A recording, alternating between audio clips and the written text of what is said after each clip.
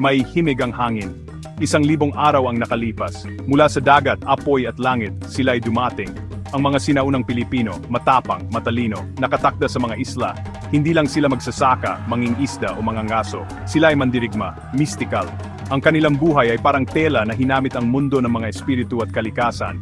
Gumalaw sila kasabay ng ritmo ng alon, bulong ng hangin. Bawat isla, isang kaharian. Bawat tribu, isang natatanging liwanag sa dilim. Ngunit, may isang diwang nagbubuklod sa kanila. Diwa ng pagkakaisa, ng kapangan. Ito ang kanilang kwento. Mga islang Esmeralda, napapaligiran ng dagat na kulay sapiro. Ito ang kanilang tahanan. Mga bulkan, marilag at mabagsik, tumataas mula sa lupa. Mga kagubatan, luntian at puno ng buhay, bumabalot sa lupain. Ang dagat, ang kanilang buhay. Ito ang nagbibigay ng pagkain. Ito ang nagdudugtong sa kanila sa ibang isla. Gumawa sila ng mga bangka, makinis at mabilis, sinasakyan ang mga alon ng may husay na walang kapantay. Hinarap nila ang mga bagyo at agos. Ang kanilang katapangan ay sinusubok ng lawak ng karagatan. Ang lupa, ang kanilang tagapagbigay.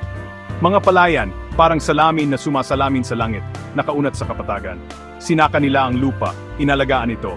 Nangaso sila sa kagubatan, iginagalang ang mga espiritu ng mga hayop na kanilang kinukuha.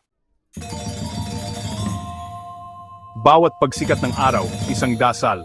Bawat paglubog ng araw, isang awit. Ang kanilang buhay ay isang maselang sayaw sa pagitan ng nakikita at di nakikita. Animismo, ang kanilang gabay. May mga espiritu sa lahat ng bagay. Mga puno, mga bato, mga hilya, ang pundasyon. Mga nakatatanda, iginagalang dahil sa kanilang karunungan. Mga bata, minamahal bilang regalo mula sa mga Diyos. Ang kanilang mga tahanan, simple ngunit matibay, sumasalamin sa kanilang koneksyon sa kalikasan. Kawayan at kahoy, hinabi gamit ang masalimuot na disenyo, nagpapakita ng kanilang sining. Mga pista, masigla at masaya, bahagi ng kanilang buhay. Musika, tawanan at sayawan ang pumupuno sa hangin. Ipinagdiriwang nila ang ani, pinararangalan ang kanilang mga ninuno at pinapatahimik ang mga espiritu. Ang mga pagtitipong ito, patunay ng kanilang matibay na diwa ng komunidad. Hindi sila nagtayo ng mga imperyo na bato. Ang kanilang pamana ay hindi nakaukit sa granite, kundi sa bulong ng hangin, sa hampas ng alon, sa mga kwentong ipinasa sa bawat henerasyon. Hinarap nila ang mga hamon, mga bagyo, mga alitan ng tribu.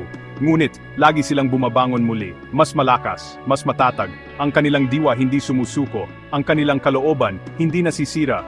Ang mga sinaunang Pilipinong ito, sila ang unang kabanata sa mahaba at makulay na kasaysayan ng bansang ito. Sila ang mga nangangarap, ang mga tagapagtayo, ang mga nakaligtas, at ang kanilang diwa ay nabubuhay sa puso ng bawat Pilipino ngayon.